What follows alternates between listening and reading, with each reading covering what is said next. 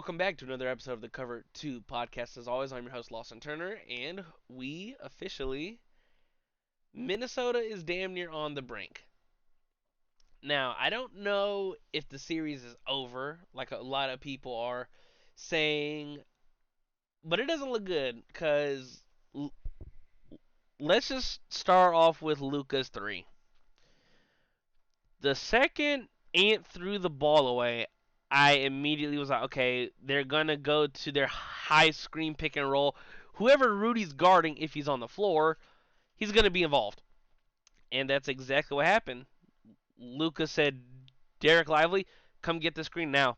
Before I get into the shot, Derek Lively, number one, set a hell of a screen, and number two, he rolled so hard to the paint that Jaden McDaniels couldn't get back to Luka to say, okay, Rudy, go back. Now, for people that are saying, why was Rudy Gobert even on the floor? I understand why he was on the floor because it was a 2 point game. If it was a 1 point game and you're going to switch everything because a two doesn't hurt you. So even if Luka gets past Rudy, even though Rudy had a bad moment where Luka put him on skates last night, he's still a really good defensive player. He's still an outstanding rim protector and a good rebounder. So I get it in theory as to why Rudy was on the floor, but Luka's a madman. He's a psychopath. There was no reason other than because they got the switch for Luka to take a three and make it. It was it was a crazy shot. It was Minnesota for me. Now game three is a must, not just game three and game four, because we don't see too many teams go down 3-1 and make the comeback. But it all starts with game three, and that's going to be on Sunday night. Now let's dive into other things than in game two. Luka 32 points, 10 rebounds, 13 assists. Like there's not really much more to be said. Like we saw Luka do this when he was just coming into the league against Kawhi and Paul George. Now, it was him and not much else, but he was, 32, 34 a night, 8, 9, 10 rebounds a night, between 9 and 12 assists per night. Like he's been doing this against the upper echelon of competition in the Western Conference, especially when the Clippers were healthy and you've got either Paul George and Kawhi draped on you for 43 minutes a night, and he's still putting up these numbers. Now, Jaden McDaniels is doing as well of a job as he can, but when they in the Mavs go to their high screen and roll and Luka gets a defender behind him, puts him in handcuffs, like there's nothing he can do. And there were 4 or 5 dribble drives last night where Jaden McDaniels is just drooped all behind Luka, but he can't do anything because any kind of jump or lunge, it's a foul. Now let's dive into some other players not named Luka Doncic for the Dallas Mavericks.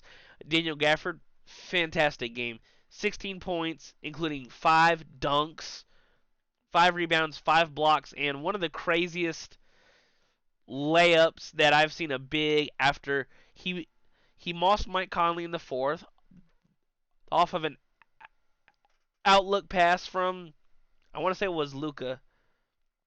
I want to say it was Luka. He threw it he threw it up into the front court, and then Daniel Gafford, just using his size and athleticism, jumped over Mike Conley, grabbed it, and falling to the ground just a little righty, and it banks in, and I was in shock.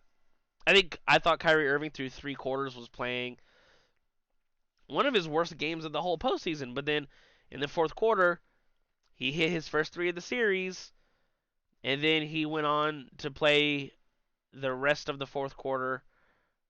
He played 11 of the 12 fourth quarter minutes. After he made that first three, I was like, oh hell, he's just the look in his eyes. I'm not gonna be denied, and I'm locked in. He scored 13 of his 20 points in the fourth quarter, 4 for 5 from three. He went 1 for 4 from the free throw line. Now, they are literally called free, and Kyrie's a 90% free throw shooter, so he's gonna make a hell of a lot more than he misses. But down two, and he missed two just big clutch free throws. Now he will, well, not he. I will say he made up for it with the corner three to cut the 5 point deficit to two. And it's one of those where if you're gonna hard trap Luka, you gotta let these others shoot. And Kyrie is not an other. So PJ Washington who went 0 for 4 from three last night. Derrick Jones who went 0 for 3 from three last night. Why are you closing out on them? Just sprint to the corner where Kyrie is, and if your others make threes, you tip your cap and you say fair game. That's it. That's all you can do.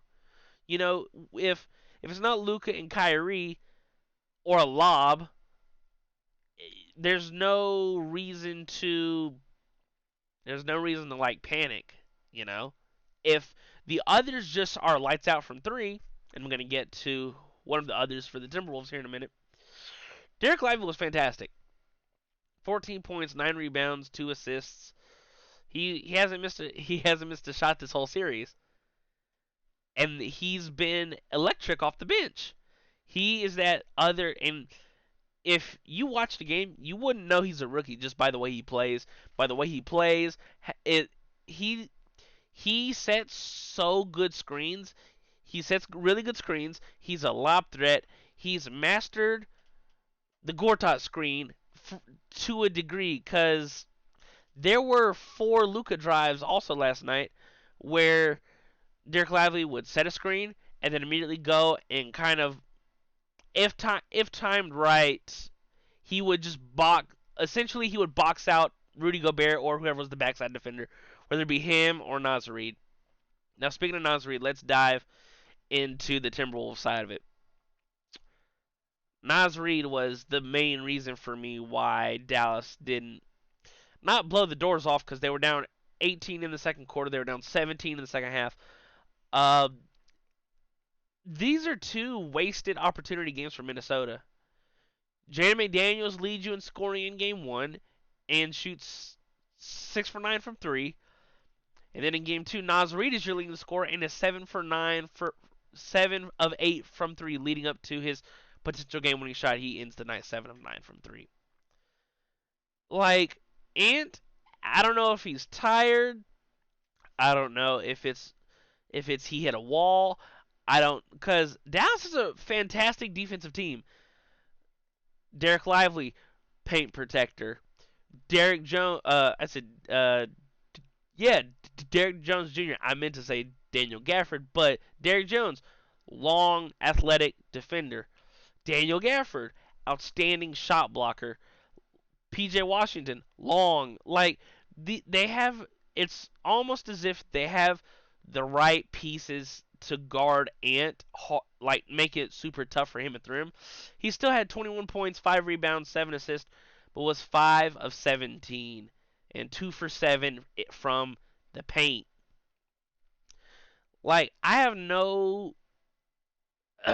It's tough because I see Ant attempting to do a lot more playmaking, and he said it in the post game last night. He's passing up a lot of shots, but they're getting good looks. But if they're not falling, at what point is it takeover time? I expect Anthony Edwards in Game 3 to go not berserk, but I would like to see 7 or 8 shots in the first quarter.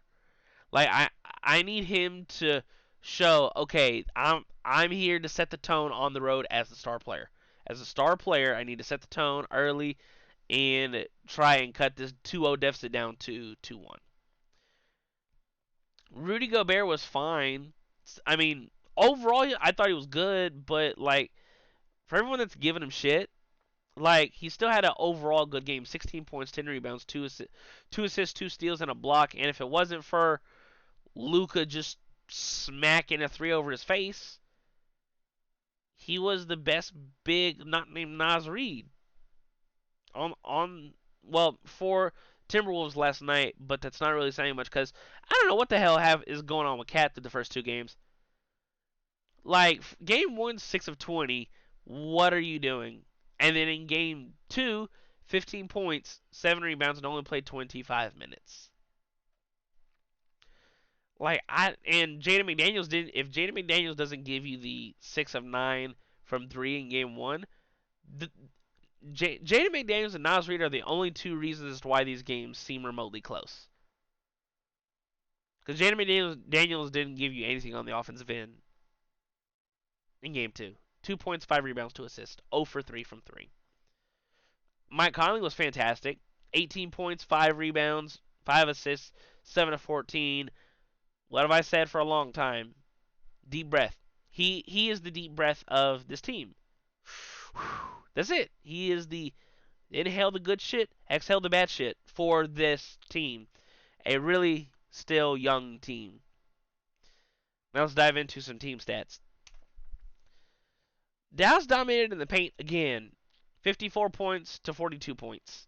Like, for a team that has two 7-footers, one outstanding rim protector in Rudy Gobert, and Cat, who, even though he's not as talented on the defensive end as other bigs, he has the frame, and he has the height, he has the weight. It's not like you're banging against other. It's not like you have a big guarding you on the other end either. You're being guarded by PJ Washington. You should have you have the height, you have the weight advantage.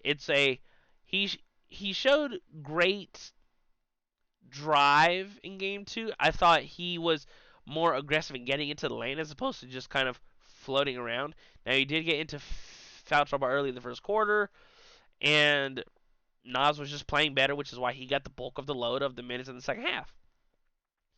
Free throws, they're free.